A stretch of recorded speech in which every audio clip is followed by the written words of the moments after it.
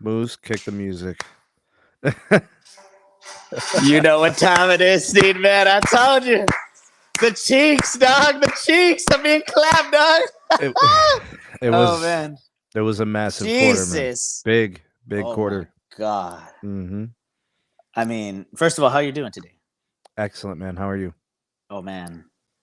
Today has been a day of very big time, mega, ultra, like you said earlier in the morning, mega.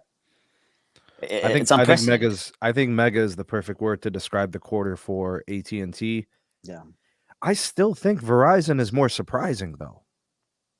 You know, even though clearly the AT&T quarter is better, I'm more surprised by the gains that Verizon got. I mean, they were aggressive, right? The promotion was aggressive. They brought back the broken phone promo. They have done a lot of advertising.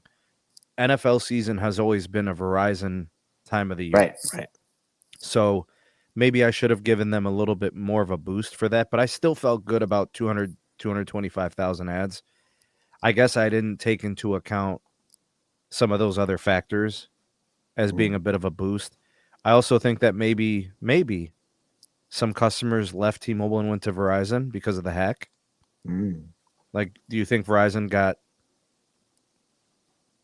25% of those switchers? You know, do you think AT&T got 60-70% of those switchers? You know, it's pretty interesting, right? I guess we'd have to know how many people switched, really. Yeah, there's like a perfect storm happening right in Q3, right, where you had multiple hacks, SIM swaps again, and then you have this vote of no confidence. Essentially, when a consumer switches based off of a hack, they have no confidence that you're able to stop the next one. Even if you pay more money, even if you are now finally taking the steps, it's already been done. The bridge has been burned forever. It's done. Moose, we have our first super chat, The Seal Broken by Mr. John, a $2 super chat. Moose doesn't know anything about tacos in SoCal. Is that fact? Is that fact or cap? No. It's cap all the way, dog. I've lived there all my life. Hey, that's crazy, man. That's crazy. All right. Let's do some hellos and then let's get to the topics here. All right. So Ashay is in the house. Good to see you. My brother Chaim is here as well. Good to have you, man. Glad you could stop by tonight. Hey, I can't call it, dog. We just doing the Q3 thing, you know. Mr. Zero Cool in the house. What's up, broski? Good to see you. Zeke is here. Good to have you as well. Moose chiming in with the hashtag tonight. We are going with hashtag Death Star. I think that is deserved. Absolutely. We got Aaron P in the house. We got Medardo here. Dan 5G Tech is in the house. We got Pat. We got PA Tech. X Gamer Johnny is here also. Good to have you all. Okay, so it jumped. And big shout out to John. Thanks for the super chat. Mountain Bike Mike, what's up, man? Verizon's pricing within 10% of everyone. It's mostly accurate, especially when it comes to the account, you know, the multi-line accounts. I think you're right there. Zeke, we'll talk a little bit about that. They did report some of those numbers, so that's cool. Sneed proved the theory that no one gives a crap about their personal information. I mean, that's the people spoke, dude. I wish I was wrong. I'm just going with what the results said. You know, that was the poll. I'm gonna play the song really quickly here for our good friend Mr. Cotta. Joeseph. AT&T saying stuff like this, man. They're literally, it's getting too much, man. Too sexy for those ads, bro. Too sexy for those ads, Steve. Y'all are too much, man. Oh, man. Y'all are too much. Baby Yoda, good to see you. Andy, this is the first time I've seen you since you've joined us on Patreon, but a big shout out to you and welcome to the Patreon community. Thank you for supporting. Glad to have you. Early access to videos, exclusive videos and podcasts. We got one this week. And, discounts on those mobile and other perks. It's great to have you, and thanks for joining. Also, a big shout out to Alex, who offered an incredible donation, a Venmo donation. Thank you for that. These types of things show your extreme support for the SMT and what we're doing here with the channel. I know there's there's like 2 or 3 haters, that come around, but it's okay. I mean, we allow them to exist. It's fine. We give them something to hate. That's okay. Um, but man, thank you to the wonderful people that support the channel and the cause. And some people don't like it when I say at the end of the videos, sound off in the comment section. You all are the voice of the people, the SMT Nation. They don't like that. They don't like giving people a voice. Some people are just negative like that. They don't want people to say what's on their mind. And the funny thing is they want their opinion to be respected, but they don't want others to disagree with them. So I don't like that. unfortunately, I don't like that. Yeah. and that's why those people don't really jive with the vibe of the channel. They're like the opposite. Where we want to include and where we want to allow people to have their opinion, and you don't have to agree. Like, how do you agree with everybody on everything? Like, in what world does that happen? But what are you going to do? Some people are just disconnected from reality, I guess. Mm-hmm. Yeah, I agree, Big Lou. They are some strange individuals. Do you accept Bitcoin? No, I don't do Bitcoin, dog. I don't do Bitcoin, but I appreciate the thought, man. Thank you. All right, so we welcome Andy to the Patreon, and we thank Alex for his super chat. Thank you, and John as well. Thank you. Mm-hmm. So, Moose, shall we? Oh yeah, All I'm right. excited, man. Let's do the AT&T first, and then we'll recap Verizon. Okay.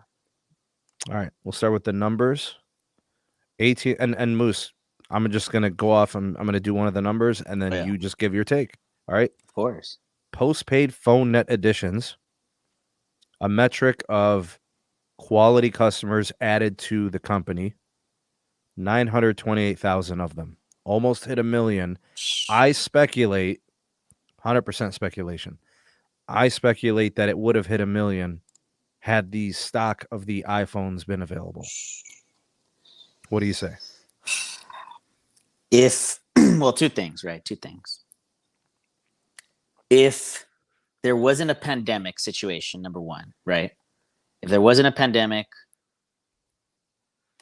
if there wasn't a lack of phones, and by the way, this also is not just including iPhone, Sneedman. This is all phones are the Galaxy supply has been suspect. Yeah, that's true. Galaxies and a lot of stores are out of stock. Unfortunate.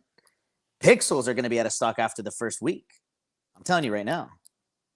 I already have spoken to some of my store manager friends. They already have the displays on the stores right now as of Wednesday or Tuesday, actually. They had them already in the store. You can go check it out. But again, the stock is too low. So you're absolutely right. If there was enough supply, and there is, the boats are literally stockpiled. They're just in line to, disembark all that merchandise. We just have to be patient. Unfortunately, it's going to run into Q4. And, a lot of people, Sneed, they don't like to switch unless they have that new phone. Yeah, it's becomes like a driving factor of the switch, right? Yeah. Mm-hmm. The postpaid phone net ads were tremendous. I mean, it's basically 1 million quarter. I don't care how you slice it. Yep. Prepaid phone net ads, a bit of a surprise. AT&T is competitive. AT&T has a really good, compelling portfolio of plans. And they do device deals, too, on those phones, by the way, for prepaid. 249,000 ads. That's really good. Huge. What prepaid carrier, I don't care what the metric is, what prepaid carrier adds that many customers in a quarter? Huge. I've never seen that. It's the same. It's the same amount of Spectrum did, right? A couple quarters ago. I think even last quarter they did around 250, 300, somewhere around there. Big shout out to Jose and Big Lou. Yeah, I was pleasantly surprised by the prepaid number. I think the reason why I'm surprised is I didn't know that market existed. I didn't know there was 249,000 switchers for prepaid. So is it a combination of track phone a little bit? Is it a combination of Metro, Boost, maybe Boost? Maybe, I just, I didn't know that there was that many people out there looking to move to AT&T prepaid. But it looks like the deals are good. Like I said, I think their plans are good. I think their pricing is good. The access is very good for prepaid. In fact, their unlimited plan is really best in the market for in terms of unlimited for prepaid. You could argue that Visible is pretty good, but the priority is pretty sus for a lot of people. Well, and they are the only Verizon linked carrier that got hacked. Keep that in mind too. Which one? Visible. Yeah, but I don't know if those people are going to switch because, I mean, how many customers does Visible have? I have no idea. It can't be much. I would say probably they have around 3 million at most, max. And I don't even give them that much. You think? I mean, think about it. I know Stetson's alone has several thousand. His group thing. I legit think he has like 1/3 of the Visible customers on his account. Oh my god! It's crazy, dog. It is crazy. All right, postpaid churn was really good, 0.72. Yeah. That's a good metric. It's pretty decent. That is pretty good. All right, so in my estimation, would it have been nice to have seen it sub 0.7? Mm-hmm. Sure. Mm-hmm. I still think it's good. I still think that it's probably due to the business churn. Right. We talked about the business a little bit earlier, Moose, so that was another thing. They had business losses, which is weird. Mm-hmm. After a big quarter, like what changed? Mm-hmm. Did people really go to Verizon because Verizon grew in business? Right. Well, maybe T-Mobile gained some business. We'll see. Yeah. Okay. They're aggressive in small and mid-sized businesses, T-Mobile, and Verizon is very competitive right now with their new plan that they just came out, right? Yeah, the data-only plans. That's right. Yeah, that's true. Good point. All right, Moose.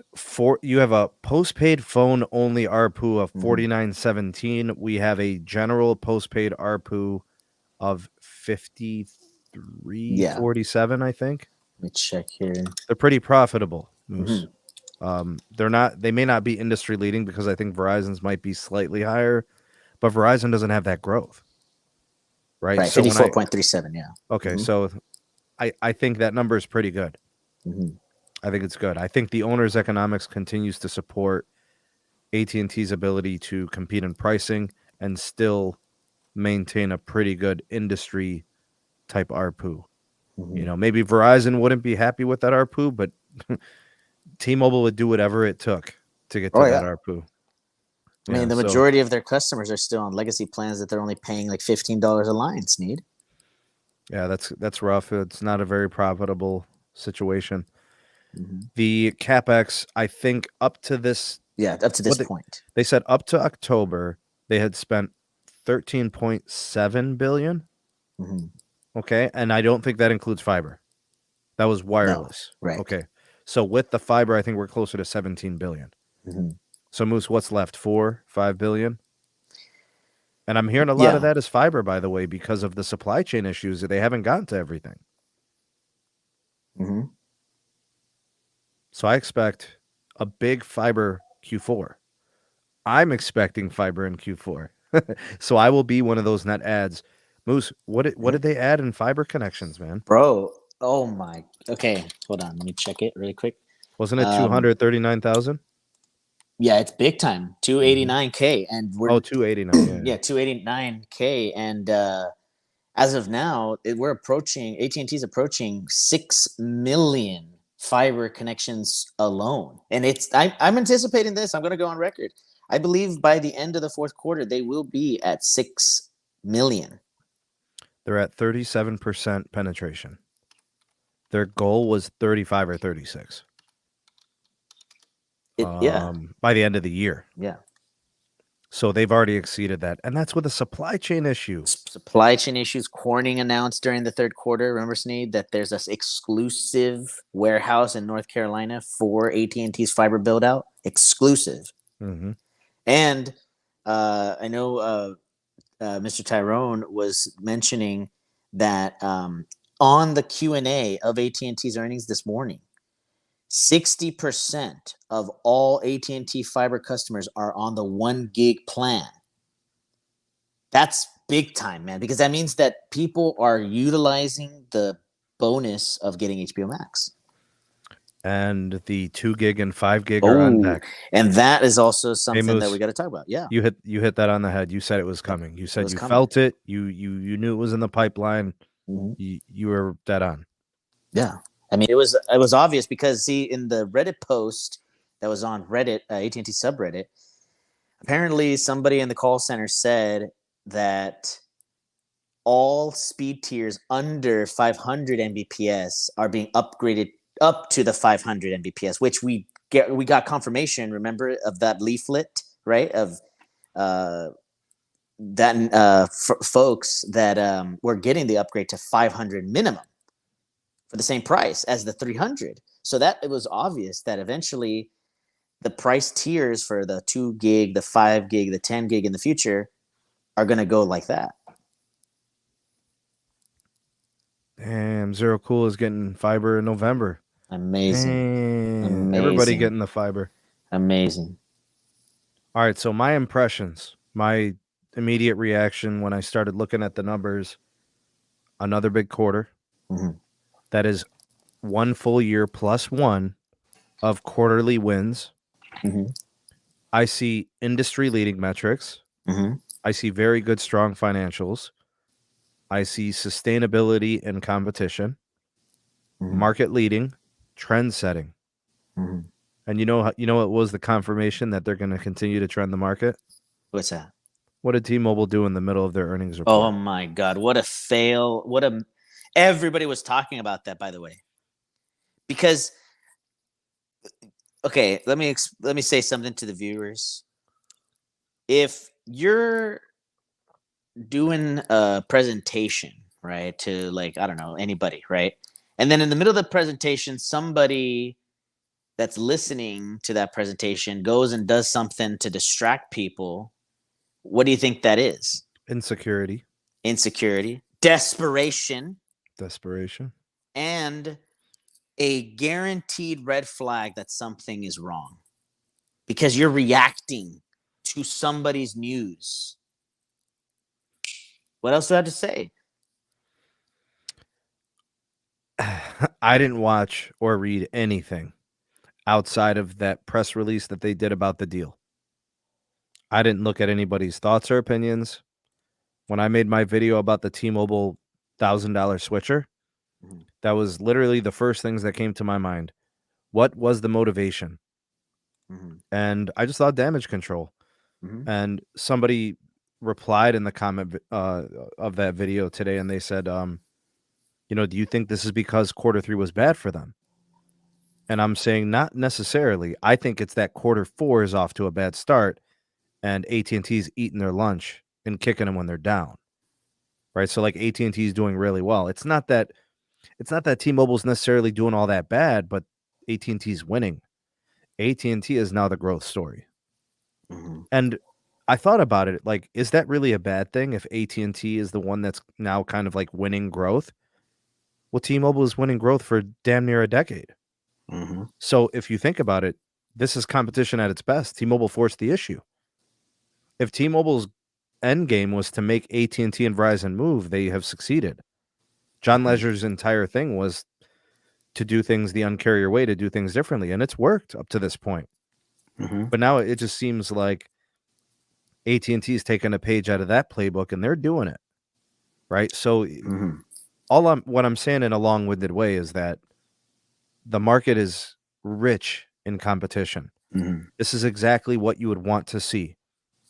You don't need T-Mobile to continue to win and grow. They can continue to grow, but they could trade quarters, right, Moose? Isn't that the best case scenario? Is if the carriers are fiercely competing quarter to quarter, we have a different growth leader, a different ARPU leader, those types of things I'm good with those. I like that. I like that AT&T is now the growth competitor, and who knows, maybe next quarter it's going to be T-Mobile or something. I don't think T-Mobile's winning growth this quarter. I'm pretty confident. The hack, no more Sprint, all the factors, and the numbers we just saw from Verizon and AT&T. Over a million combined.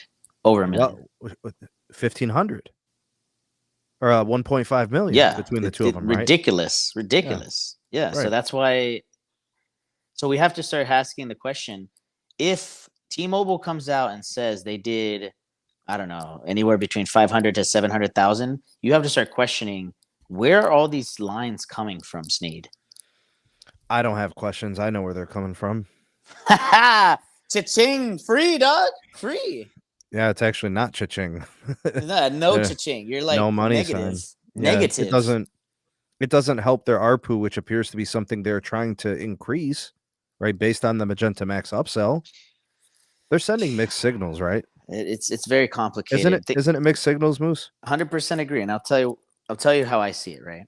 If you're a business need, and you've said this multiple times, why am I going to give away free stuff? I wouldn't be staying in business. The only way you're giving away stuff for free is if you're like scrubbing consumer data. You're like selling it to Facebook. Like why would you give away service for free? Why would you rent space on your network for no cost? If you own a bakery, you sell bread. You don't give away bread. I could see if you're a brand new business and you're trying to get people in the doors, but this is a well-established business that just consumed a carrier. So I think I think you kind of know something about T-Mobile when they bring back the free line promo. Now, if T-Mobile's not using the free line promo, then maybe the numbers are good. They're growing organically. When they bring back the promo, they must feel a certain way about their growth. They're looking at preliminary numbers and they're like, "Oh, investors won't like this. Let's run let's run it. We got 3 weeks left in this quarter. We got 4 weeks left in this quarter." And like Roger described, he said, "You need 2 weeks to execute that promo." So if they got 6 weeks left in the quarter, they essentially have 1 month to run the promo, and hopefully they can add 100 or 200,000 lines. You see, this is what I was going to mention, and I hope Roger hears this. T-Mobile won't officially say they're going to raise prices, but I am on record saying that they are already raising prices, and I'll tell you why. Because in order for you to get the maximum promo as an existing customer, you have to be on Magenta Max. That is a de facto increase in price from your previous bill to your new bill. It's an increase. Now, number one, that's number one. Number two, Sneed, and you went on record on this a long time ago, and you said that this was ridiculous. They are forcing people on Magenta Max in order to get the promo as new customers. I would say that between T-Mobile and Verizon, they're more similar to each other in where they want to go. Right. Like they want to get as many people on premium through promotions. So they're kind of doing things in a similar way. AT&T is different because they literally said new or existing, all unlimited plans. They're the only one that took that approach. Because for AT&T, it was growth by any means. Right. And that's why a lot of people were questioning if it was sustainable, and they have stuck to it for a long time. But I don't see it the same way exactly, Moose. How they go about raising prices. I think it's just more about how do we increase our ARPU. It doesn't necessarily have to be increased pricing. It's how do I make the upsell more easy to convert the people who are on the entry-level plans. Like, you can't degrade the service for people on the old plans or the people on the free lines, but you can try to incentivize them to bump up, which is what Verizon has done pretty well, right? They got people on metered data, and they have people on starter unlimited, and the goal is to get metered customers on unlimited and starter or entry-level unlimited to premium. And they've done so with the value play of the media. Hey, you got a family? We got Disney Plus, ESPN Plus, da-da-da-da-da-da. We got all that, right? It's worked for them at the cost of growth, but they've taken it in revenue growth. So here's T-Mobile's like, well, we want to continue to grow. Our stock is rewarded for growth, so we got to continue to do that. But now we want to be more profitable. Hi, Yasmin. Yasmin was the star today. Baba, I'm going to show you something cool. There's some in the middle and at the end. What is it, Yasmin? Because I cut some fringes at the bottom. I can cut some fringes at the top in the corner, so it makes this. Bro, you see what she made? Show them, Yasmin. Okay. Look at this. Look at the fringes at the bottom. Okay, so here's the fringes. You got to show them like this. You got to turn around. Mm-hmm.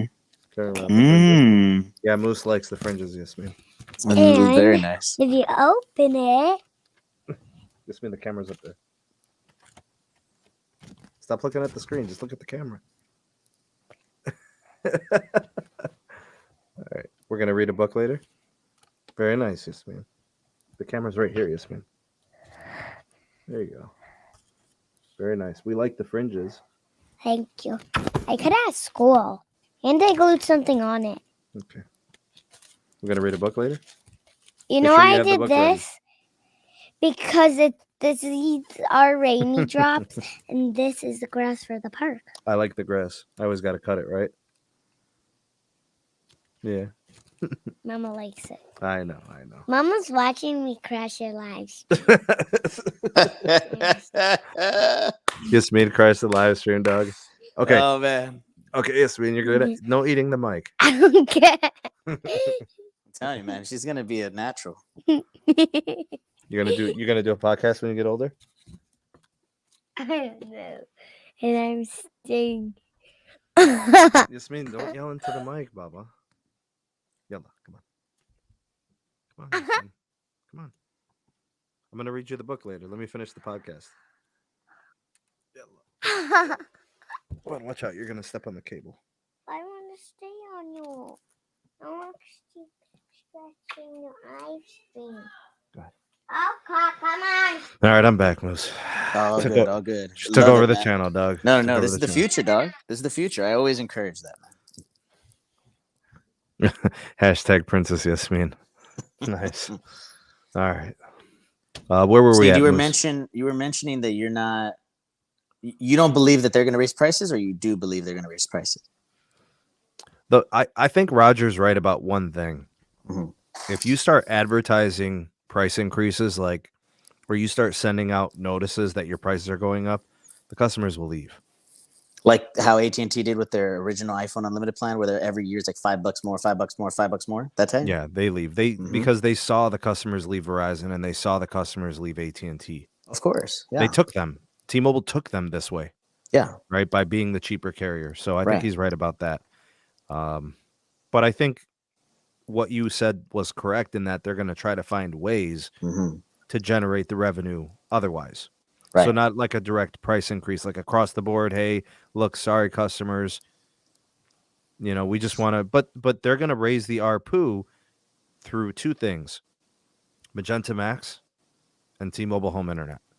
They will allow those two things to carry the mail for the company moving forward. Look, they completely abandoned TV, Moose. Why do you think they did that? Whoa, hold up. Was it going to make money? It was never going to make any money. So what did they do? They cut They it. cut bait. Exactly. So how is the same argument for their home internet? They're not making money off of it They yet. are making money. It's excess capacity. They're not. See, They're Moose. Mhm. They are literally not making anything special happen for the T-Mobile Home Internet. Yep. They're not making what a it network is. slice. They're not making a capacity layer for that. They upgrade towers, and when towers have excess capacity, they sell it. Mhm. Okay, so when you inquire about home internet, Yeah. me and you live in the same area, Right. the same neighborhood, the same tower. That home internet, right, or that tower, let's say it allows 5 people to have home internet on it. There's already 3 people on it, then it's you and me. What about the next person? They can't get on. Yeah. There's not enough capacity there. They know they have to, primarily give the capacity access to mobile users, and the rest is the extra. So you take a look at what Verizon is doing. Verizon is actually creating capacity layers for home internet. I love it. And I'll tell you, I'll give you a perfect example. I just switched over, a good friend of mine, from Spectrum, which was having constant outages. Constant. And there was a Verizon 5G millimeter wave node literally less than 100 feet away. I don't even think it's 100 feet. I think it was like 50. He's getting 4 gigs down. 4 gigs down and 350 up. Unbelievable. But that right there, Moose, is going to take CapEx. Yes. T-Mobile's not going to spend that money to create that type of access. Therefore, it's more cost effective for T-Mobile. but they'll never have the user base, right? If you just look at the guidance, T-Mobile wants 7 to 8 million home internet customers. Verizon wants 15 million. That's double.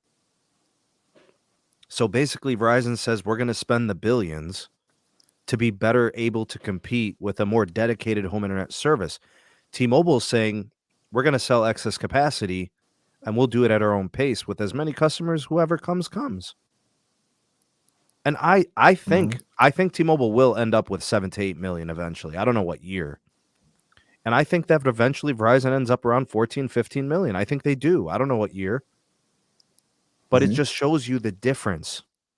One is spending billions to produce home internet dedicated. The other is, hey, we got these extra things. Let's sell it.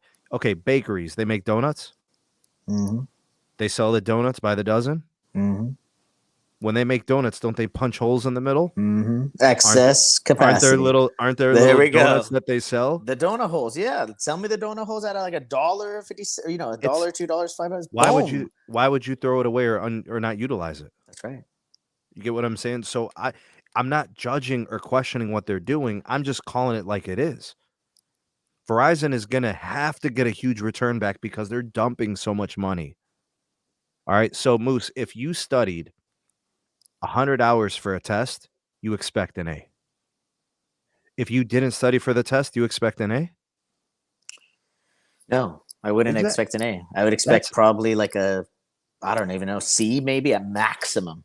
But that's kind of like the analogy I want to give is like your expectations are different when you're dumping boatloads of money into it. And this is why I've argued or postulated that the T-Mobile home internet is going to be a harder sell for more people. It's going to help some people. DSL customers, rural America, wherever they upgrade towers. Right. It's leaps and bounds better than whatever they got. 100%. But they won't be able to compete with solid cable providers, fiber, or even whatever fixed wireless Verizon does. Unless a person says, I hate Verizon, I'm going to go with T-Mobile.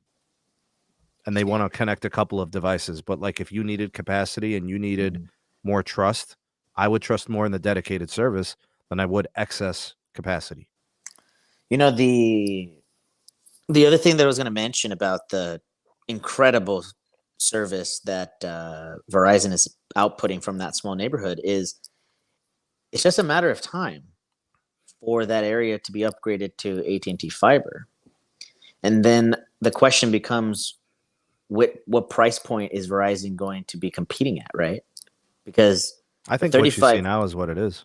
Because for $35, people are going to switch to the cheaper option, which is fiber, versus it's now being advertised at $75 to new customers. By the way, Sneed, 75. How much? 75 for the Verizon home internet. Yep, 75. That's what he's paying right now. Because remember, it's not he's not a Verizon customer, so it's not 55. If he was Verizon, it would be 50. Okay, correct. It's 70 and 50 the last I checked. Did it change? Right. Yeah, it went up to 80. No. The original price is $80, $10 auto pay discount, $20 discount for wireless bundle. So yeah, his was 75. So, but it's still better than Spectrum because it's consistently bad. So I'm not, like you said to me from the beginning, I'm not going to be paying for Cox if it's this bad. I'm going to be waiting. I'm rather do mobile internet using a hotspot and depend on wireless than to do Cox. Unreliable. They'll get the Cox customers too, I think. I think a lot of T-Mobile home internet options are people with bad cable ISPs too. They have a chance at them. The ones that treat them like crap, the ones with the balloon pricing, they'll get those customers too. Speaking of Verizon, big quarter for them. 267,000 postpaid phone net adds. I think they reported 289. I don't know which one is the proper one. Yeah, there's too many numbers, man. So I just put the one that it's down. Prepaid, they lost 33,000. I thought they gained 33,000. Losses. Oh, it's lost. Wow. Yeah, they lost I think it was 29,000 they lost or something. I know that was losses. I'm positive. Postpaid churn, it looks like that'll be industry leading, 0.64. That's freaking low, dude. It's really good. Even their business was like 0.71 or Whoa, something. I have a thing about their business one, man. I'm looking at it here. Go ahead, Oh, Moose. oh man, it's I'm kind of shocked that their business churn, specifically business churn, for this quarter, Q3, is 1.28 for wireless retail postpaid, and wireless retail postpaid phones is 1.04. That's big, Sneed. I don't think that's right. Yeah, it's on page. What is this page? Page 9 of their financials. That's why I'm like shocked. Doesn't make sense. AT&T lost business. Did T-Mobile gain that many business customers?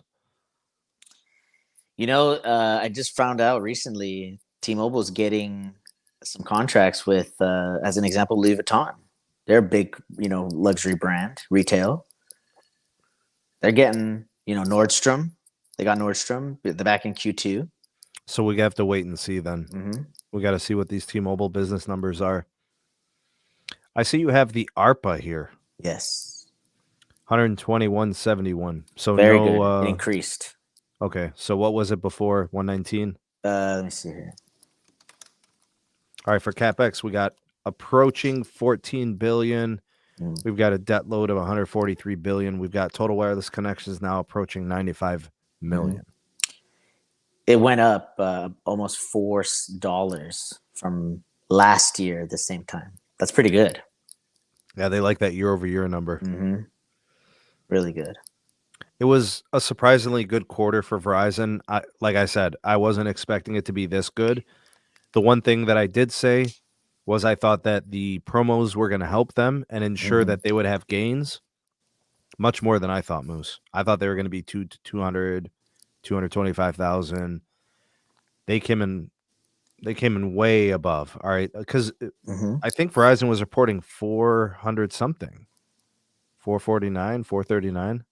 You know, the biggest thing that I see with this Verizon number that is even more shocking is you can bet that there was a lot of disgruntled T-Mobile folks that they were like, I am done. I'd rather go back to Verizon because at least they haven't been hacked. And 2, they're going to give me a big trade-in as well for that iPhone and for those Samsungs, right? They did a similar promo. So it's pretty telling, this number from Verizon. All right, so Verizon swings way above what we thought. AT&T is a freight train. All right, just growth up the wazoo. They're competing in pricing. They're they're leading the way in promotions. Like literally, they forced AT&T or T-Mobile to do something in the middle of their earnings report. The T-Mobile numbers will be November 2nd. They usually do theirs in the afternoon, like 4:00. So I actually think that the reason they do that is because they don't want it to impact the share price, the stock value. Well, if that's the case, look at what happened today, Sneed. This T-Mobile stock went down. Roger's right. I think Wall Street punishes AT&T for what they've done over the last 10 years. Literally, Randall Stevenson, the ghost of Randall, continues to haunt Big Blue. There was a comment that Stanky said on the earnings call where he's like, come on, man. Like, I'm paraphrasing here. He's like, come on, man. Like, what do you want me to do? Like, what else can we do to prove that this thing is sustainable, right? Clearly, people are going to continuously switch to other companies, but the majority of the switching share is going to the Death Star. That's a fact for 5 quarters straight. How many more quarters? T-Mobile was 4 years straight. Remember? T-Mobile's growth is unprecedented. It was way more than 4 years. Yeah, it was like 5 years straight. It was like 7 years. 7 years straight. It was probably almost 8 years because I want to say it was 29 quarters, Moose. It was insane. Yeah. The T-Mobile growth story is probably something we don't typically see in business. I think it was a perfect storm of the other carriers not moving, and then them just taking from a failing carrier too, and then John Ledger, the failed mergers, the acquisition of Metro. It was a perfect storm, just one thing after the other. Every move was paying out. That's why T-Mobile did what it did. And but I guess at some point it had to stop, maybe, or just maybe it's temporary. Maybe T-Mobile gets back on the saddle and becomes the leader after this year or after this quarter. You know, that's why I prefaced it before, you know, in the earlier piece, is everybody says they want competition. That means you want carriers exchanging leadership. Like, what good is it for only T-Mobile to be the leadership in growth? Oh, I'd love to see AT&T and T-Mobile going back and forth every quarter. Like John Stankey took it personally and said, and this is what I think happened, Moose. When T-Mobile came out and said, we already passed AT&T. We're moving on. We moved beyond them. Like, you don't think that a man with pride would have gotten pissed? If it came from John Ledger, if that comment came from John Ledger, that would have been a much more impacted statement, right? But because it came from Eugene Sweaty Armpits Sievert, little gray sweater, that guy has no teeth. That guy literally makes me feel like working for somebody like that, I am at risk of losing my job every day. I'm no joke, Snake. I mean, the guy doesn't radiate confidence like John did. That guy was a machine, once in a lifetime. Yeah, I agree. But it doesn't mean that Mike Sievert can't make good decisions. I just think, you know, like a lot of people question his moves. You know, I'm one of them. I respect his ability to make what he feels are the best decisions for the company. I just don't agree with them. You know, like you're torn between the two worlds. Do I want to be the cheaper provider, or do I want to increase my ARPU? How do you do both in front of people in an open market? How do I say to Moose, get the Magenta Max plan, and then at the same time run a promotion for Essentials? You know, that's, you know, how they're mixed messages. Like, even if you don't like Verizon, they're not hiding behind what they're doing, right? It's out in front. We're the premium play, you know, we're the entertainment, you know, the media content people or whatever, you know. So Latrell's comment, I got to say this right now. John, what's his name? Roger said this, and I really agree with him wholeheartedly. It's T-Mobile's 5G race to lose, Sneed. It's T-Mobile's race to lose, because Latrell just said right now on the comment section, to T-Mobile's credit, their 5G has been most consistent, right? Up until December. Mark my words. You are going to see Verizon blow the gates, Sneed. We already are on record on this. Good. Right? I hope they eat each other. I hope they kill each other. I can't wait to upgrade towers. I'm good with that. I can't wait. I've seen the cell sites being upgraded. I've seen the equipment. I'm waiting for the day that they're no longer the speed leader, because speed is relevant. Because guess what? Even OpenSignal has said that Verizon has had a more consistent 5G experience. You saw that, remember? We talked about that. Yeah, I don't. The reports don't really mean too much. Yeah. You know, they might mean something to us. I mean, do consumers even use that information? I don't even think they does somebody, like, say Moose is moving from Houston to New Orleans. Does he go to Root Metrics? Does he go to OpenSignal and Ookla and start looking up New Orleans and start looking up the metrics and the performances for each carrier? Who does that? No. See, but that's what those tools are for, but nobody uses them. We do. And we typically don't really switch all that much. I mean, type a 1 in the chat, right? You're watching this in the live, #2LiveCrew. Type a 1 in the chat if you've switched carriers within the last 6 months. You know? I just don't think it's all that many. You think it's more than 25%? I mean, Sneed, how often do people switch ISPs? Dude, Landline, I've had wireline. my main carrier is 20 plus years. Right. I flirted with AT&T. That's it. Mm-hmm. That was it. I mean, I don't switch. I mean, maybe they switch for phones, Moose? There was a survey that went out where who are the people that switch? Are the people who are either recently single, they got out of a relationship and they're out of their customer or their significant other's plan. They just got married, so then they're now forced to go to another carrier, or for either the groom or the bride or whoever is getting married, right? And the third is financial situations, right? Where they go to a prepaid, they go to a slightly cheaper plan, but that's not as big as the first two that I mentioned, Sneed. People don't really switch all that much. I don't know. There's how many active lines, See, I'll give you a perfect example, Sneed. I don't know about all that, Latrell. I don't know about Sponsored by the oh man. By the way, so let me ask you this, Sneed, man. How often do you think people switch their ISPs? Probably less. Even less than 20 years, Sneed, man. Because most Probably people less. only have one option. Exactly. There's no choices. At least in wireless, you have a few. Right. And if you don't like the MNO, you can try an MVNO of the MNO. Right.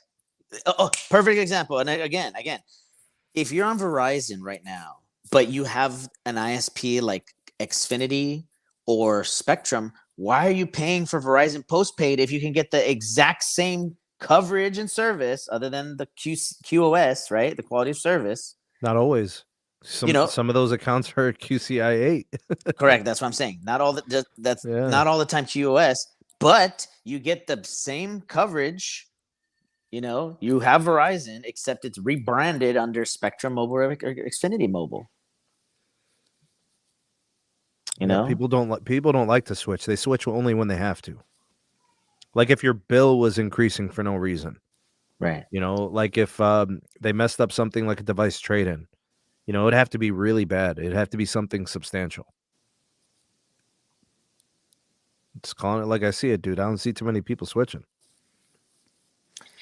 Yeah, I mean... unless you're a Sprint customer, then you're basically a free agent. Yeah, the Sprint... It's so sad, man. Since they're not integrating the systems, right? And you've said this multiple times, Sneed. Sprint customers are still second-class citizens within T-Mobile. No joke. They're better off finding a really good T-Mobile plan they like at a price they can live with. Mm-hmm. And that's if they want to stay with them. The other options are T-Mobile or AT&T and Verizon. And who knows? The grass could be greener. They might find AT&T to be a better experience. Maybe Verizon is. So, I mean, they should play the field. They have to be looking. If you're a Sprint customer, you should be thinking about T-Mobile as an option, right? Because you're a free agent. Your plan's going to eventually expire after 3 years from the merger anyways. So we're getting there, Moose. What are we, a year away? We're very close, Sneed, man. We are very close. So customers will be free agents if they haven't become so already.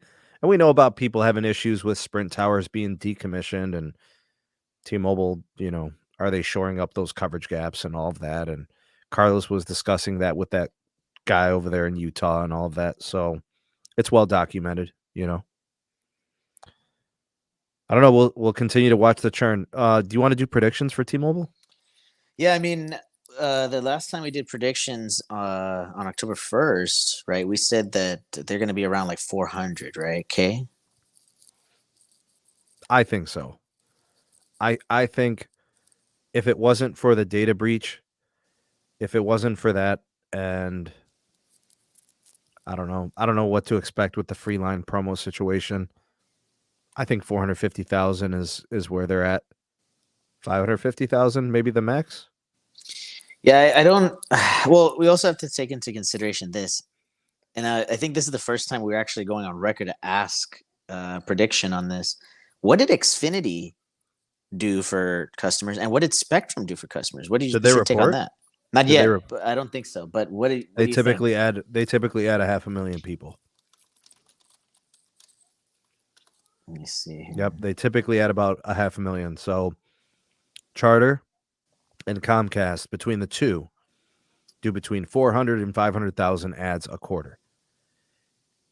Who was first? Whoever was first to go currently has like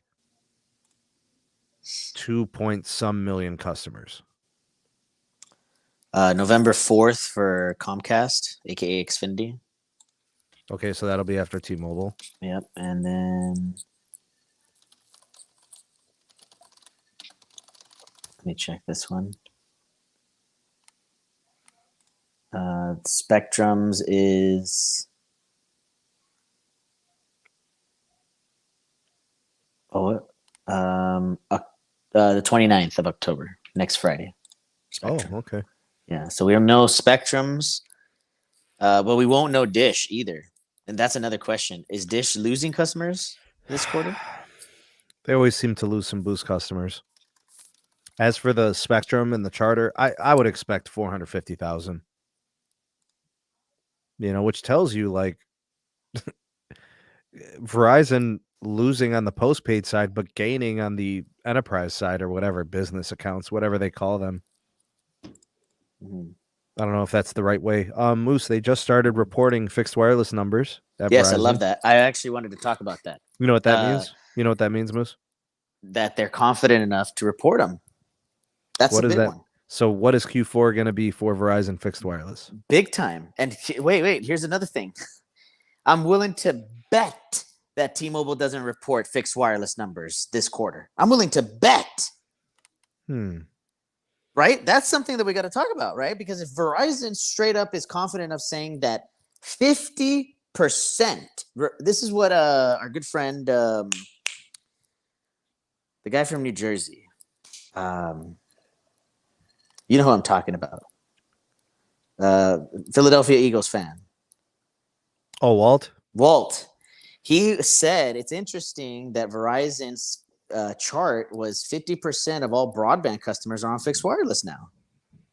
Right? Do you see that tweet? Yeah. They're getting ads on fixed wireless. They're doing LTE home. They're doing 5G home. They're still doing DSL ads, apparently. They added like 39,000 DSL. Yeah. So that means that there's still people that need it. They're still getting Fios ads. Mm-hmm. Yeah, I think this quarter is going to have some nice additions, but I think it's really going to catch traction Q1 of next year. Jeez. Like when do we start when do we start seeing plus 100,000, plus 200,000 in a quarter? Right? When do they hit their first million customers? Yeah. I mean, it could be quick. Have to?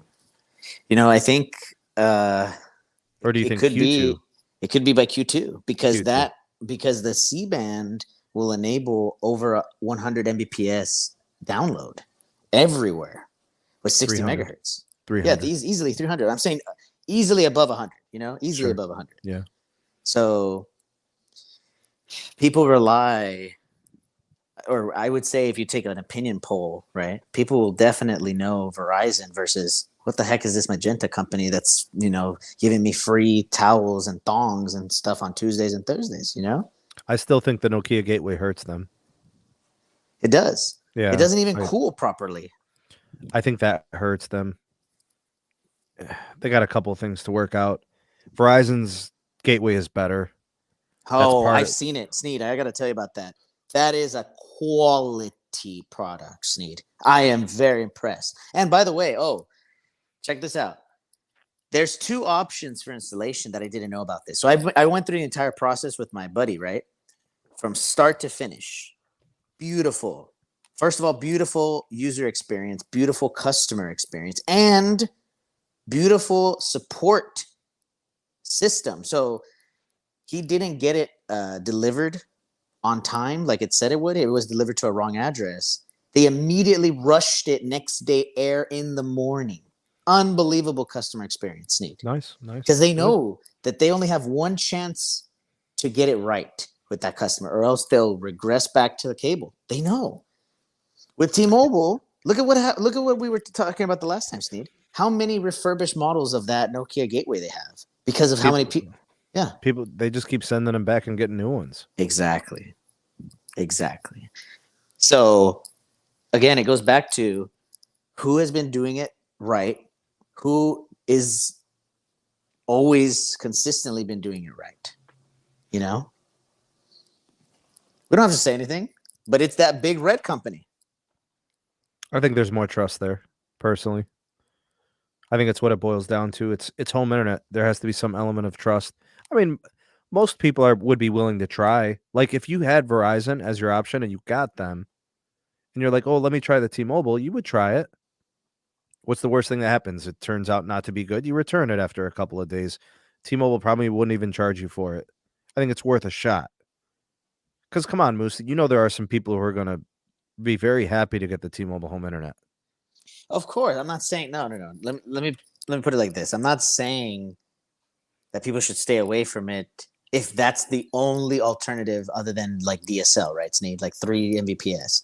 What I'm saying is that there has been a significant amount of disgruntled customers. There has been a significant amount, including yourself, that have returned the product because it's just unusable.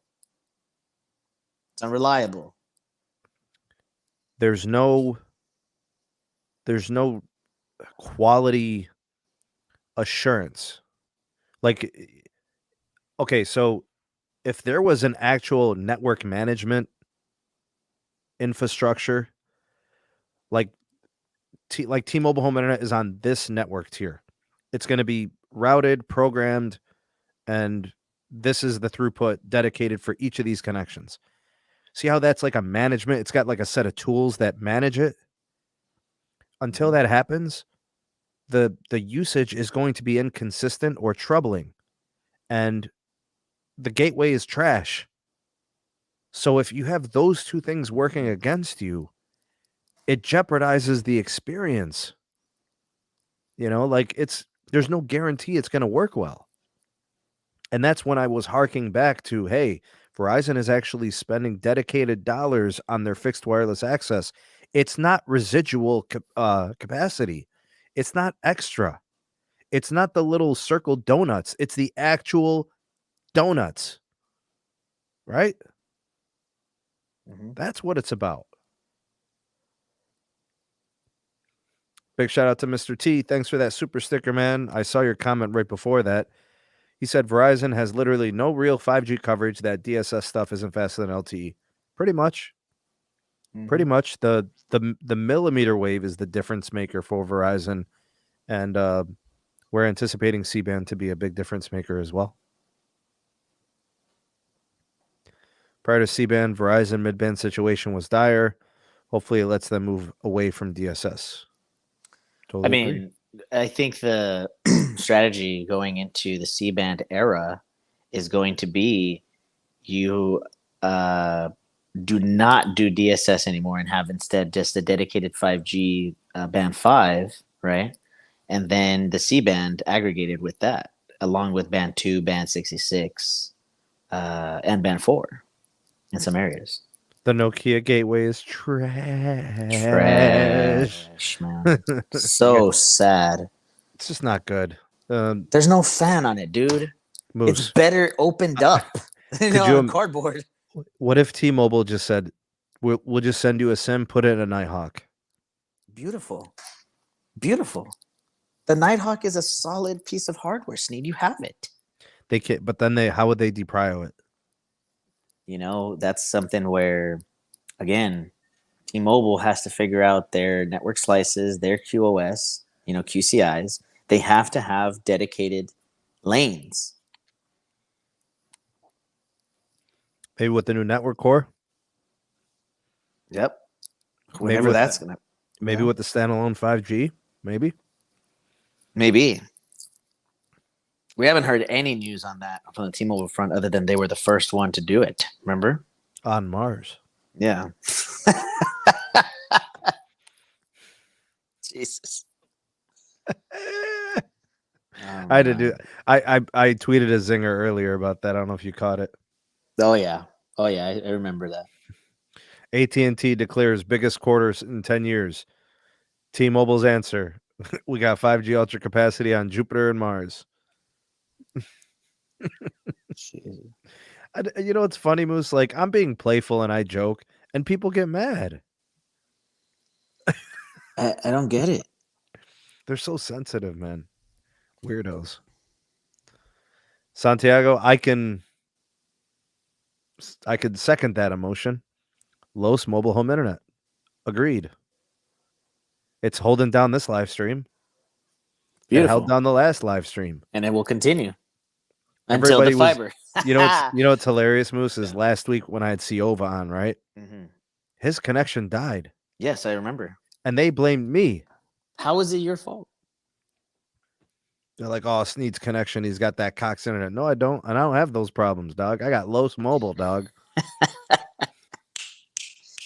By the way, big shout out to the Cha-Cha.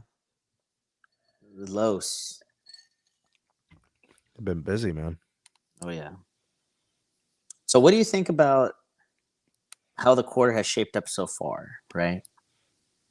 What's your thoughts? How did you react now that we have the top two? You know, I thought AT&T was going to be the leader, the industry leader, and they were. I was not really surprised in anything. Nothing surprised you? No, Nothing. Not from Wow, AT&T. that is no. Impressive. I mean, impressive. I think, what did I say, Moose? 780,000. Mm-hmm. So I guess they outperformed. But I did consider the supply chain issues. So I was thinking, okay, maybe they would have been approaching 1 million. I truly believe they would have surpassed 1 million. You know, if you can get 900 some odd thousand without supply, then they definitely would have did 1 million. The Verizon one surprises me.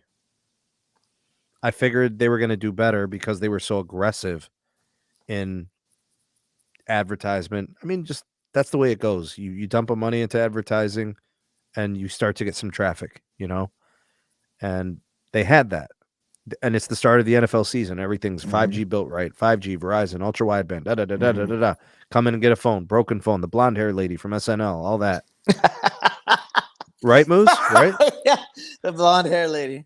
Yeah. Oh, so, my God. You know, she's got the red shoes on, the red pumps, you know? So I'm looking at that like I figured there was going to be some growth, but I was more like 250,000, 225,000 kind of number. So now does this mean that T-Mobile is going to do less? Or was it just a big growth quarter and they all did good? Like what if T-Mobile comes in and does like 650,000? I'd say that's good. To me, that's damage control. I'll be questioning where the heck did they get all these lines? But then I remember free lines. Sneed, come on, man. Of course. But it's whatever at this point. We know what they do. They've been doing it. It is what it is. Who cares? I would love to know the real number, Sneed.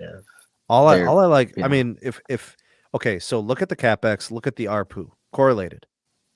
Profitable companies can invest more into their network. We don't care about the company itself. We care about the network. We care about the competition. We care about pricing. Right? Mm-hmm. Okay. I mean, the thing that I was thinking about with this quarter is just how impressive it was that Verizon pulled it off. You know what I mean, Sneed?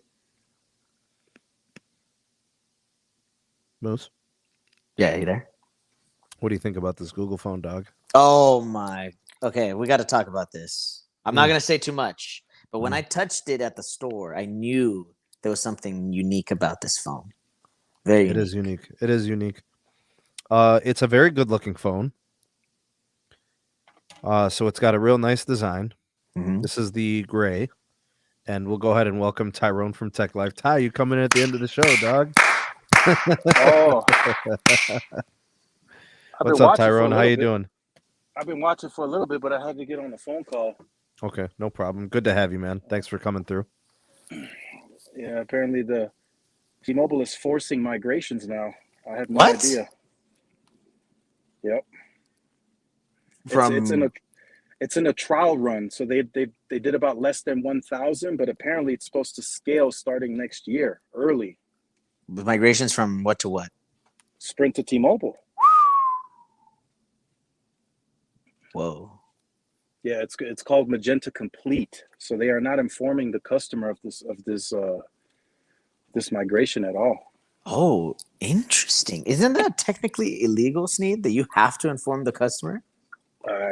What's changing though? Is the plan changing? No, it's Okay, the then they can do migration it. is happening. It's happening on the back end, the billing system. Mm-hmm. If the plan doesn't change and the pricing doesn't change, they don't have to report anything. Yep. What's their end game though, Tyrone? Well, from what, and this is unofficial, and you know, I don't have any documentation, but for what I'm being told, starting in Q3 next year, emails and text messages are going to be sent out to start prepping customers to be moved from the plan. And that's going to be the full migration. Yeah, but and then when's the 3-year mark, Tyrone? From 2023. So what are they doing? 2023, from what I'm being told, Sprint plans will no longer exist. They're done. You're going to be moved from Sprint plan to T-Mobile plan, an equivalent. If you don't like it, You're a there's free the agent. door. Yeah, You're a free agent. What they essentially do with the customers that still have financing left over, that I'm unclear of, but that's what it's heading towards. 2023 is the cutoff. Sprint plans will be done. So what are they doing now? Like what exactly is this move? What benefit is it to T-Mobile to accelerate these migrations? So essentially, it's easier to deal with the customer on the care side. So now the reps have the same system. They don't have to deal with that Sprint system anymore. So the customer's not going to be affected. No, I believe not. But some still may not like the transition. Sure. You know, they may feel like they wanted to be informed of this happening. Apparently, the account is going to be locked for 2 hours during that transition. Oh, snap. So if they try to get in the app? Can't. Yeah. Wow. Wow, that could be an inconvenience, I think. As long as the billing doesn't change, what they're doing, I don't think really hurts them. It might be a little bit of an inconvenience. I don't know, Moose, you think people will overreact to it? Yeah, I think some will overreact. I mean, it's officially in the system. I mean, the documents are out that, you know, starting October 20th, that these types of trial runs would start happening. So essentially, I think they're just really just testing the waters on how this migration would go and if there are any issues. But again, it's a test. So knowing T-Mobile, this could come out with some issues. We don't know. Tyrone, what's your take on AT&T's quarter? They reported this morning. Pretty big. So big quarter, huge quarter. I mean, no analyst out there. I mean, I checked all the reports, had expected them to grow that big. No, I don't think so. So that was exceptional growth, total, prepaid. I mean, everything. They hit all the metrics. I think they may have missed revenue on some of the beats, but by like 0.4%. Yeah, 0.4%. But other than that, great quarter. Insane momentum that they're taking into Q4 as well. And, you know, again, I pointed that out earlier to Moose. They're doing this with, you know, there's no free lines, no 50% off. They're doing it with what they're charging.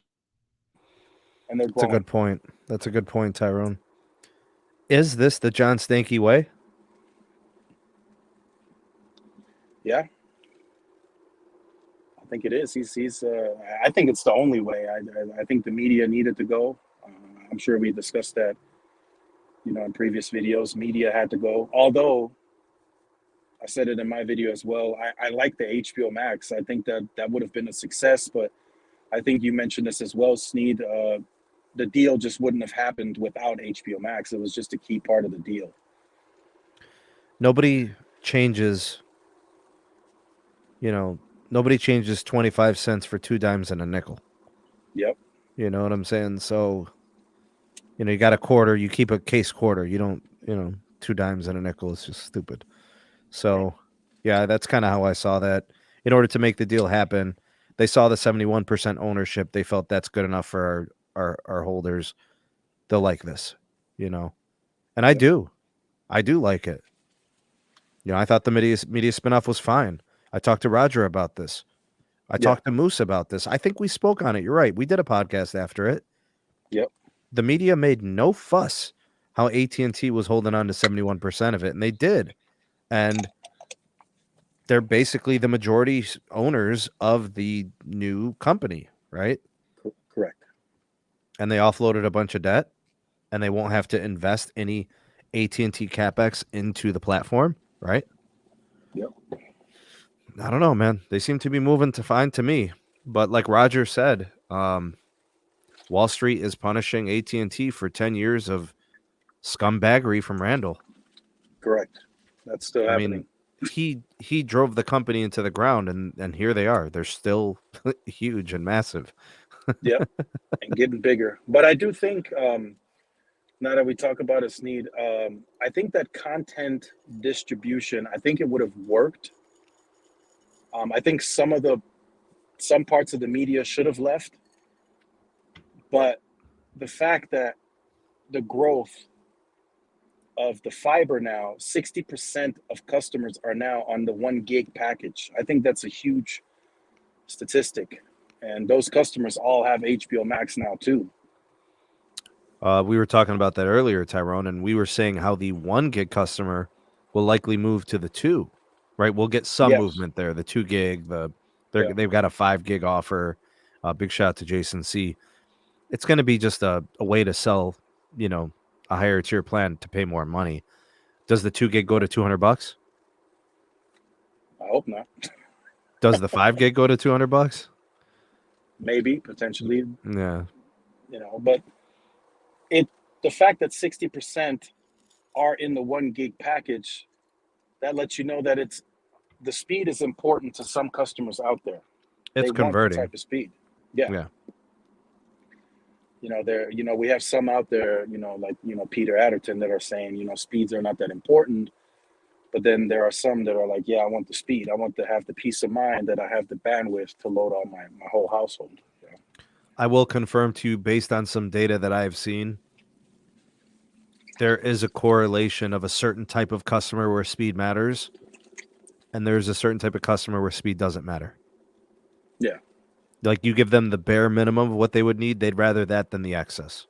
Even if it just, like, if they can get by with 50 gigs, like just barely enough, and that's $50, they'll take that over something twice as fast for $5 more. Like, that's how meaningful the $5 or $10 is. If there's a certain amount of speed that's available, just enough for the customer. There is definitely a correlation. The one thing I will say, Tyrone, is I like the way AT&T moves now. Yep. And I can't say that I'm completely surprised. I was telling Moose that I thought that the volume numbers they did was surprising given the supply chain. Mm-hmm. I thought it was going to be like 780, 750. There were no Galaxies for the last month and a half. iPhones were limited at launch, right? Yep, they sure were. Yeah. And so Verizon had a big quarter for their standards. AT&T had a massive quarter again. What about T-Mobile, man? What's left? Do they get the scraps, or did they have a good quarter too? Well, at this point in time, it would depend on what you would consider a good quarter for T-Mobile. If they do 400,000 or 500,000, is that still a good quarter for them? I'd say no. That's yeah, exactly. The shareholders are used to T-Mobile blowing those numbers out the water. Now, if they come out and say, we saw 29 straight quarters of million plus. Yep. That's what they're used to. If they come out 400,000 or 500,000, now that some are going to start scratching their heads. You think that's why they do free lines? Oh yeah, definitely. But again, I had a discussion with somebody earlier. I think in some ways now they're more aggressive than they were under John, and we thought they would take the opposite approach. But now that they're throwing out $1,000 for switchers, they still have $800 on the iPhone promo for new and existing customers. I mean, they're just throwing money out the door now, and they're still doing free lines, 50% off. I mean, my God. Is it true that the $1,000 switcher is for essentials? I think that's what they're advertising for a 20% Or the lower price. 20% off. Yeah, the 20% off is essentials. Yeah, that's what they're comparing. I don't know what price plan they're comparing that to against Verizon and AT&T, but they're saying that you'll save 20% versus the competitors on the essential, which is, I mean, that's the worst plan that they offer. Tyrone, I have to agree with this from Running Flame 175. Mike Sievert is 4 slow quarters from being replaced by a German with an unspellable name. Yeah. Apparently, from what I've been told, he has 2 more CMOs to fire before he's on the line. So that could be a year. Yeah, he can go through 2 more chief marketing officers before his job's on the line, apparently. So Neville is That's safe. it. Neville will just retire. He's not even in charge of the network anymore, really. He's just the face of the network. There's 2-3 other guys now that are really in charge of the networking. He's just the face of the pumpkins and the candy. So the last big thing that Neville did was 600 megahertz. That's it. Yeah, he's gonna retire. Yeah, he's done. Mike is technically their CMO. That is 100% fact. Nothing gets past him. What's up, Tech Twan and Two Phones? Glad to see you guys. Yeah, he technically is the CMO. Appreciate you, Two Phones. Thank you, man. Yeah, he is that's what he was doing before this anyways. Yep. Like by name or label or whatever. Yeah. But all right, Tyrone, my estimation for this quarter for T-Mobile, I'm going to go with let's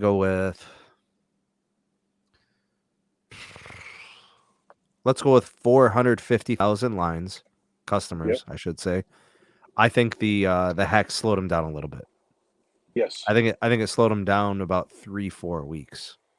Yeah. I think normally they would have hit 600,000, 650,000. What say you? Yeah, I agree with that, Sneed. I think they do between 400,000 to 500,000, somewhere in that range. I also think since Verizon reported fixed wireless numbers, I also think they will as well report fixed wireless. So I think we'll see what that looks like. But I think you're right, between 400,000 to 500,000, not an add more, not happening. I guarantee you, they will emphasize something as being the best quarter of all time. Yeah. Somehow. And I guarantee you something will be industry leading. Yep. The magenta branded, whatever. Like they'll slide that in there, Yep. They sure will. But at that point when you're reaching that far, do investors not really see that?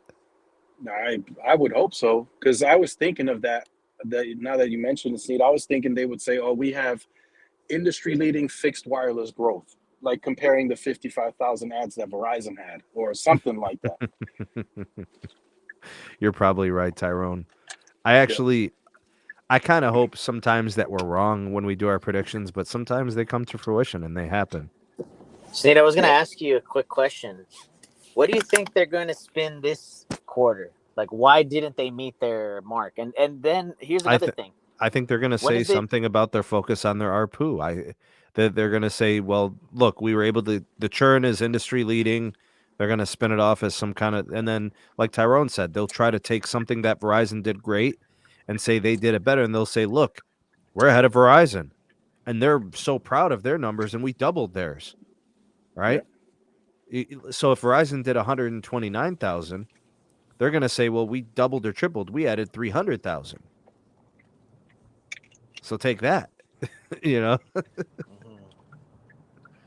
I don't know. It's just very strange, Sneed, man. I don't know what they're going to be able to spin this time. We're leading the fixed wireless if they do more than 55K. You know? Yeah, that's what it sounds like. Yeah. 2 phones for free. The hack could definitely make customers leave, of course. How many? I don't know. I don't even know if they'll disclose that. You think they would, Tyrone? I don't think they would. No, they'll probably get asked a question like how the breach affected them, but they won't answer that question. There's no way. That person would never be allowed at a T-Mobile earnings report ever again. Yeah, They'll be like, who let this guy in here, man? Who let this guy in here? I agree with both of you. The only one that has the balls to do it would be Walt, and unfortunately that he doesn't get called all the time. It's like, hey, what are you doing? I know what they're doing, right? They hired a consulting group and they, beefed up the security. But what about all those lawsuits that they have now? Remember, those are like kind of the hush hush now. Yep, they sure are. 100%. Yeah, it's very interesting. How are things going to play out Q4 for AT&T and Verizon? What do you think, Tyrone? Ooh, that's going to be interesting. I mean, both this far. We got Black Friday, right, Tyrone? Yeah, we have Black Friday, but recently they kind of dialed back on their promotions and T-Mobile kind of ramped theirs up. So there's either T-Mobile has seen a massive slowdown or they're just trying to take advantage of the opportunity right now that both of them dialed back their promotions. Black Friday could be big. Either way, I just don't know what else is T-Mobile going to do. Are they going to start doing $1,200 for switchers? I mean, what's next? I mean, they're tapping out. I mean, John, during his tenure, wasn't this aggressive. He was doing $650 for switchers, not $1,000. Yeah, but phones weren't $1,000, Tyrone. Yeah, that's true too. So they weren't on the horn for as much money. Wait a minute. Yes, they were. With the iPhone 10, they went to 1,000. And then John was gone the following year. Right. Yep. Right. Go. And by the way, there was a conversation earlier today. I forgot where I heard it, but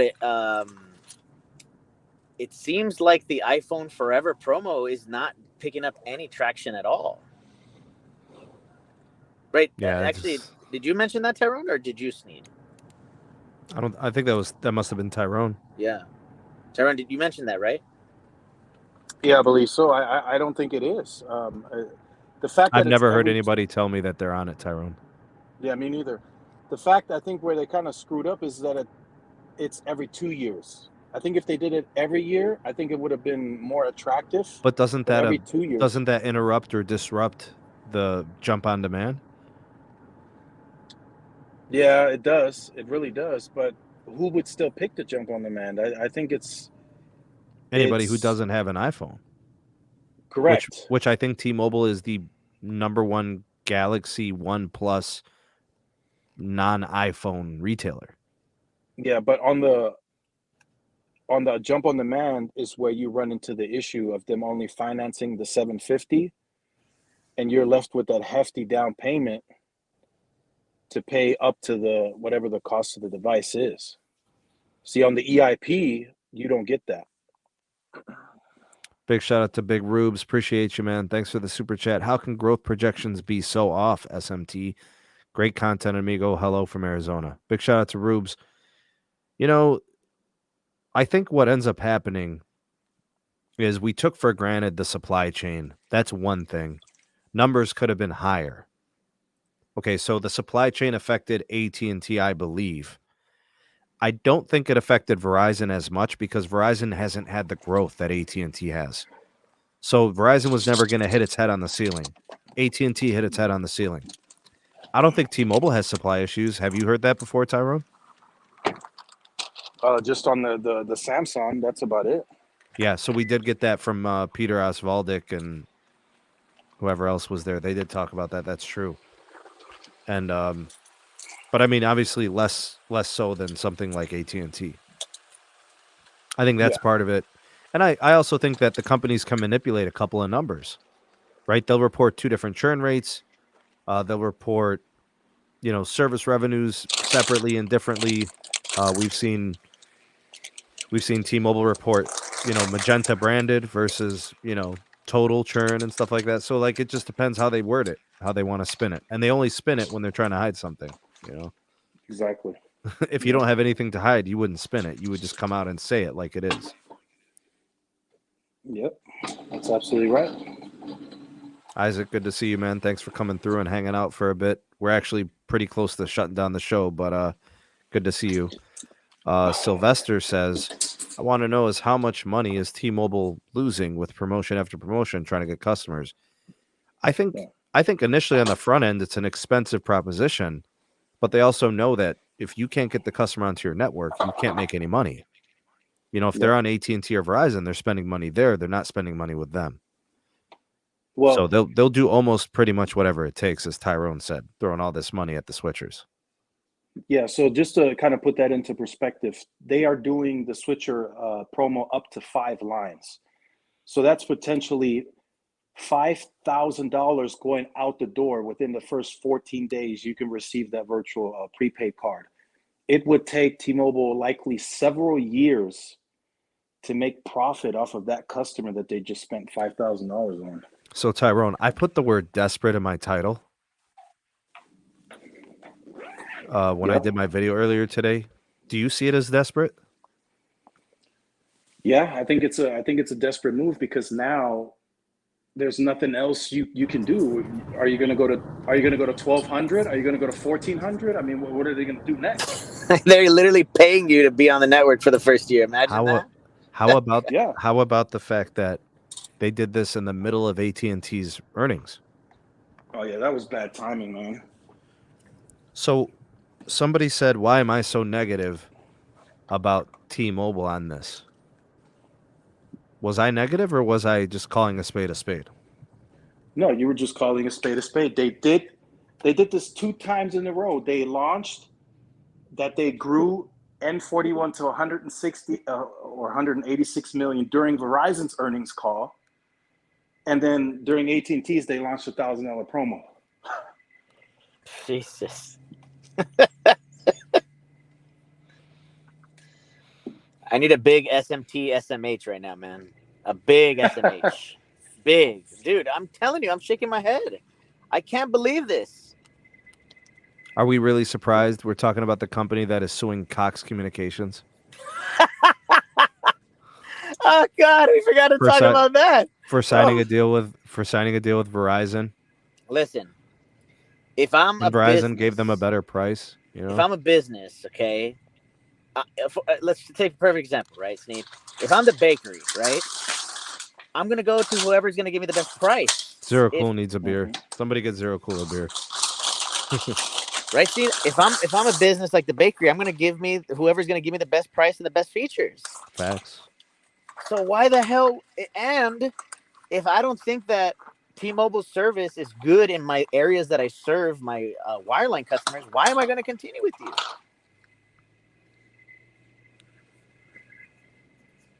Yep, you're right. It's crazy. Completely agreed. I don't see how, like Roger told me that I was being hard on Mike Sievert. I don't think I am. I really don't. I don't think he moves well. I know that he says he's a nice guy and he's doing what's best for the company. I respect that. I get it. I just don't agree. I don't agree with his moves. I don't see leadership. I see reaching. Mm-hmm. Right? Like, I think reaching. Yeah. It's not him. He's not trailblazing. He's not doing something innovative. Like what John Stankey is doing is much more compelling than, say, what Mike Sievert is doing. Come on, the AT&T turnaround is not game changing, really. If AT&T's if it wasn't game changing, it's 5 quarters in a row. Then why is T-Mobile doing this? Yeah. What Stankey is doing is more effective. It's just bottom line. It's more effective. It's just a shame that Wall Street punishes John Stankey for the last decade of Randall. Yeah, right. That's right. Yeah. Damn. It's interesting. Again, as I said, Sneed, it's basic math. Let's say T-Mobile gets 5 switchers and they paid them $5,000 to switch. If that, let's say that customer pays $300 a month, just look how many months that customer would have to pay consecutive just to make that 5,000 back. A year and a half. Yeah. They're getting the service for free for the first year. I mean, they're paying, but T-Mobile ain't making a profit. And then T-Mobile has to hope that the service is good enough to keep that customer because they have no phone payments now. They can go wherever they want. T-Mobile just paid the phones off. Now they're free agents. Technically, they're free agents. Jesus. My one word to describe Hans is lean. Hans likes Verizon lean. He likes his stores lean. He likes his employees lean. He likes his expenditures lean. Hans is a yes man.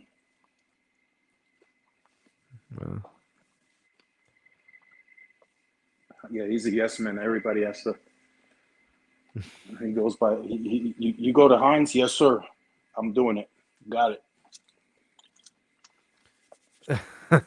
Zero Cool says, Comcast, if you can hear me, buy T-Mobile now. Yeah, Hans is not into that. Hans is very politically conscious. He's very aware of the climate. Yeah. You know, at least you're getting a. I mean, his focus is profitability. He's wearing the shirt. You see it. You know, not pretending to be something he's not. It is what it is. Yeah, I like Verizon's approach because it leads to profitability in no matter how you look at it. T-Mobile's is risky. You know, like you just said, a year and a half until they make profit back or break even. And then does the customer stay? Who knows? How long do you think this runs? I think this is the leading promo going into the holiday season. Oh, They can't offer anything better, Sneed. What are they going to do? I got it. No, that's true. I don't have this running more than a month. This is going to kill them. Yep. They're doing this to push forward in Q4 and get momentum. It's as simple as that. There's no other way. They're going to do this for October. It's going to end right before Black Friday. They're going to do device promotions heavily. It's going to be less about 20% off of lines and switcher promos. It's just going to be, $800 on the newest iPhone, $800 on the Pixel Pro or whatever. I think what With the they're doing trade-in. now, I think what they're doing is as well, I think they're analyzing what's more effective, device promos or the switcher promos. I think they're going to look at that very closely because, like I mentioned, I don't think the iPhone Forever program is moving the needle. So I Did think AT&T just end the $1,000? yeah, they scaled back to 800. And Verizon ended their promo for existing customers. Only new customers now can get the deal.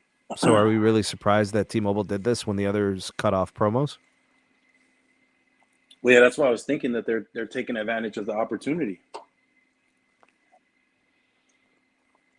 Man, we'll see how it plays out. We got T-Mobile coming November 2nd, right, Tyrone? Yep, November 2nd. 4 p.m. Bellevue time or something. How does it go?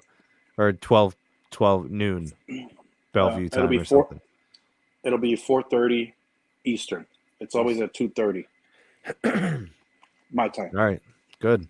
Anything for the go to the order, gents?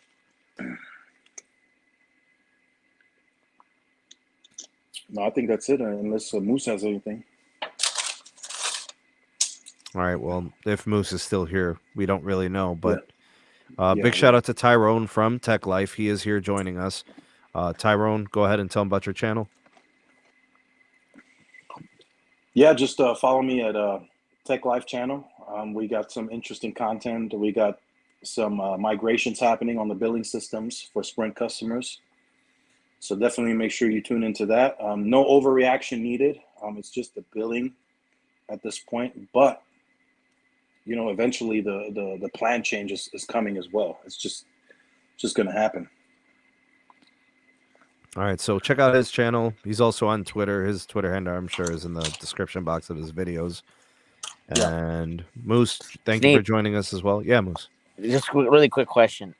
Isn't it interesting, though, that all these shills and whatever always defend a company when, unless they're paying your salary, how can you defend a company, man? They have psychological issues. Yeah. That's all I got. It just doesn't make sense. They have psychological issues. I don't know. Crazy. I can't relate. I've never been attached to a corporation. So exactly. I put one pant leg on at a time, I'm just human. I don't know about, these android robotic, shill thong wearing defenders, and it is what it is. They're just weirdos. It's okay. It's ridiculous, man. It's okay. I mean, they're the ones that have to deal with it. It's their problem. Yeah. But thank you so much, guys. You guys are great. Always. Thanks, Moose. It was good. Moose, hashtag Ravioli Gang, hashtag Replay Crew, hashtag 2Live Crew. We're going to hashtag Mod Squad, and then we're going to hashtag Death Star. Big Blue dominated the quarter. Verizon had a pretty big quarter, too. We're excited to see what T-Mobile brings to the table November 2nd. They'll be the last company we do a full report on. I think we'll do something a little bit with Comcast and Charter. Kick the music. Oh, yeah. The music. Just one more thing for the good of the order.